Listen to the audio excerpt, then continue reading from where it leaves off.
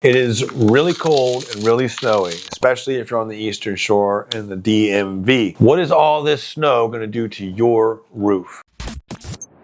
All right, so look, the snow's kind of melting right now, not nearly fast enough, but like what we're seeing are potholes in the road. BWI recently got shut down because of actual sinkholes. These are always the results of what happens with these long, drawn-out snow and ice storms. When it's really cold for a couple weeks, it usually has a big impact on our infrastructure, and the roof is no exception. So our roofs usually deal especially with something called ice damming. Ice damming is where snow and ice find the natural slope of a roof, which is your gutter line. All that snow and ice collect at your gutter line. It freezes there, creates all these icicles, right? Which can be a little dangerous. I was just talking to a friend of mine, Jenny, from Ven 909. Shout out Ven 909 in Annapolis. Send somebody over and check out these ice dams. She was worried about the icicles. And that could certainly be dangerous in terms of those breaking off and falling. What also is dangerous is what's happening underneath of that. So underneath of all of that, you have your sheathing or your decking, and traditionally you have soffit, which is that overhang. But let's just keep this really simple. As you're heating your home, right, the outside's really cold, the inside's warm. Heat rises. It goes into the attic, into the soffit. As you're heating your home, that ice starts to melt, melting from the inside out. So you have all this snow and ice just sitting there frozen on top of your roof, typically dammed up along your gutter line. And as you're heating your house, that ice dam is melting from the inside out on top of your roof, saturating your roof deck in just a constant slow drip of melting ice. Usually what happens is if you don't have a product called ice and water, which if your house was built 20 plus years old,